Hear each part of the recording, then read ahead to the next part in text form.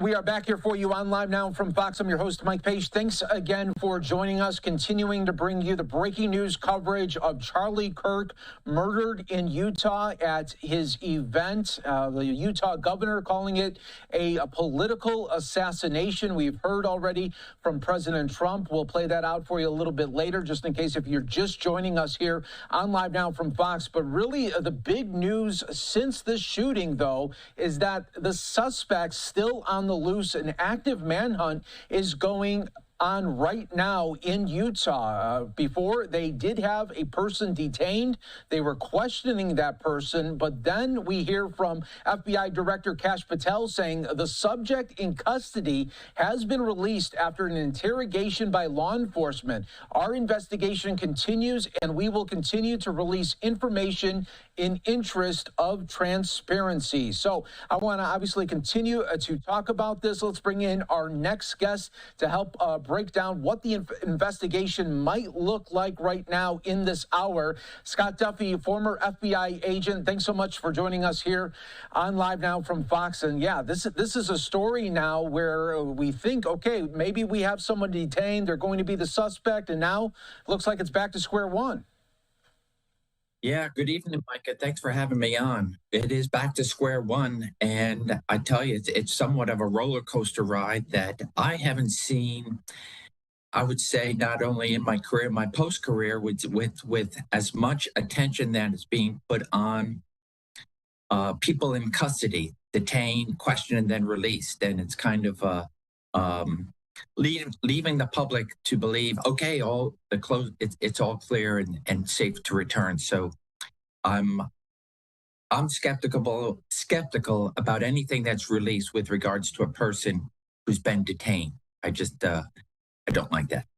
Yeah, and I mean, it's still so fluid right now where, okay, so what happens or when a shooting happens with a large event like this taking place at this campus in Utah, they have an idea that this person was on a roof. I mean, what are they looking at as far as security and everything else when it comes to videotapes around?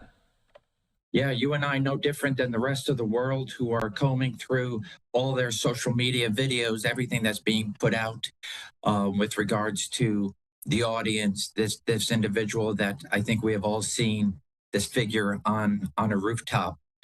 So, and you can imagine that there's probably many more photos and videos that are out there that are helping police, helping the FBI and other law enforcement agencies to narrow down the search. So like anything else that we have discussed, unfortunately, with these tragedies, active shooters, mass shooters, attempt assassinations, as we have seen twice on President Trump's life, and then, of course, tonight, the unspeakable tragedy of what is being called an assassination and a political assassination with regards to the life of Charlie Kirk.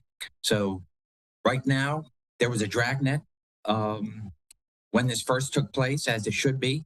And as the perimeter is growing because the individual is not in custody, and which each and every passing hour, that perimeter continues to expand, if there is even a perimeter as we speak, depending on what they have or have set up, roadblocks, etc.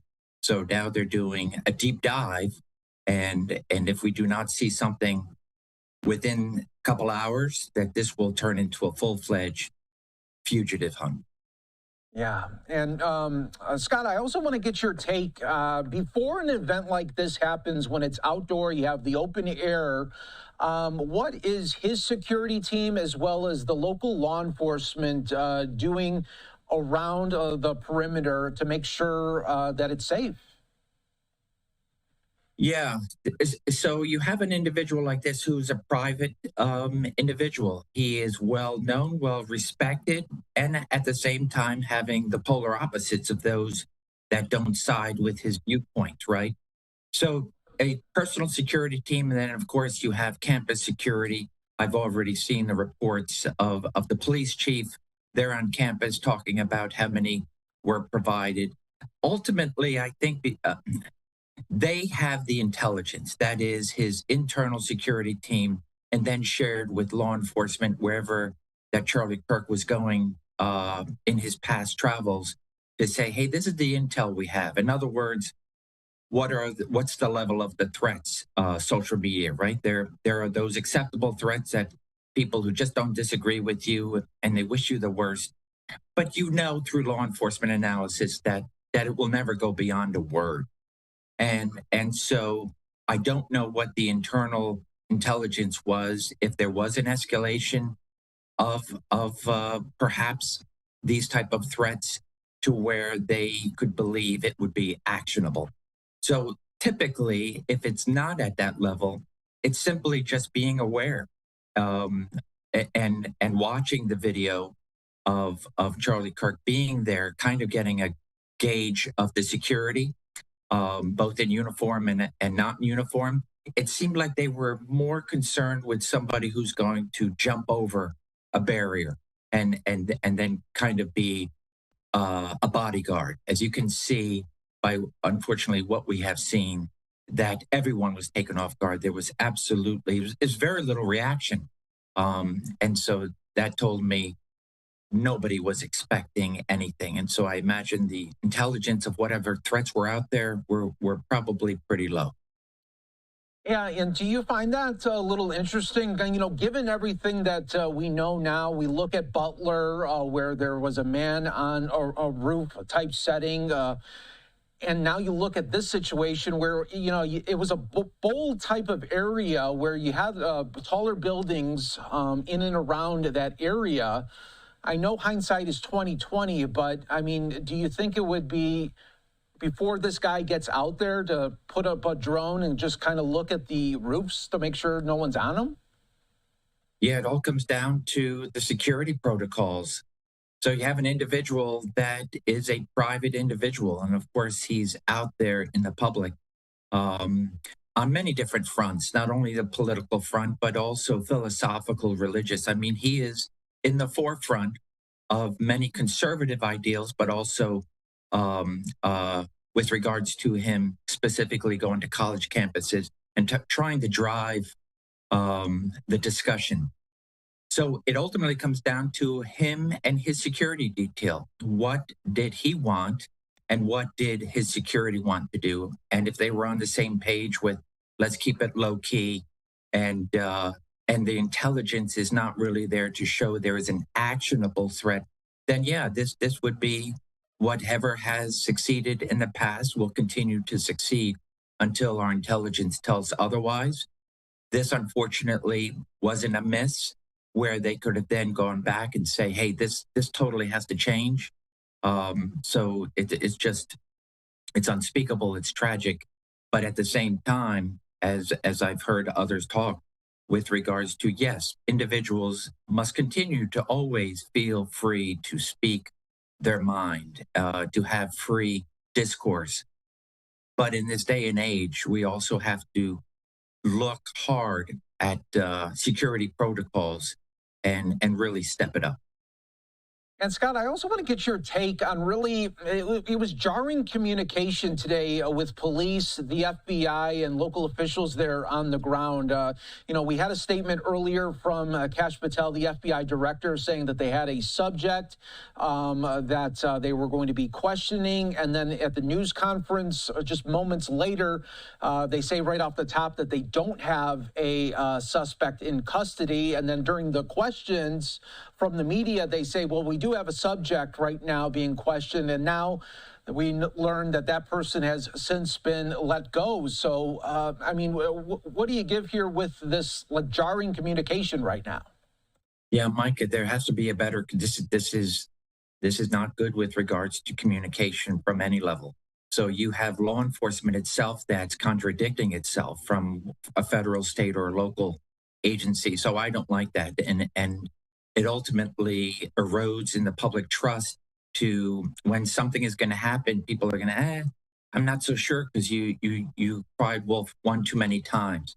It's not good for the public safety because the public needs to know that law enforcement is doing their thing and that they're trying to secure the neighborhood wherever they may be in harm's way in that particular community if they fear this shooter is still somehow in the area.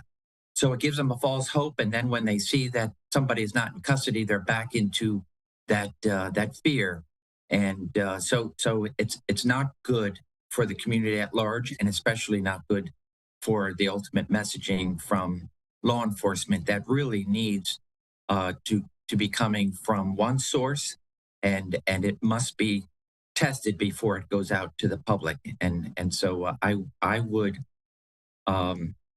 just say that at this point, we should be very careful in putting anything out there with regards to somebody being in custody. And Scott, what do you make here of this suspect there that we, of course, we don't know too much about right now, still on the loose, but, you know, it would seem like in this situation that this person would probably want to go out in a blaze of glory and maybe either get caught right away or shoot themselves at the scene, maybe with a handgun. But for this person to shoot and kill Charlie and then just kind of escape without incident, it seems a little bit different. Yeah, this is a little bit different, and I've heard whether it's professional, not professional. I can definitely say trained. You know, going back to the assassination, the murder of the U.S. healthcare CEO. Again, was this individual trained? Was it a professional? And then, of course, we see the outcome. Someone who is very strongly intent on killing not only the CEO that he targeted, but generally going out there to look for others in targeting the U.S. healthcare. So here you have an individual that really, I would say, is well trained. I don't know the exact yardage if that's been put out there, but I've heard anywhere from 50 to 200 yards. Either way, that's a considerable amount of time for just a novice. For someone who is mentally ill that all of a sudden decides to get a gun, maybe not having practice with the gun, then to get it onto a roof and to be able to fire one round, not a bunch of rounds, and to hit their target. So I do believe in the proficiency of this individual. There's no doubt in my mind if it's a targeted event as opposed to a random mass shooting where a person is going in to do the most harm in the shortest period of time.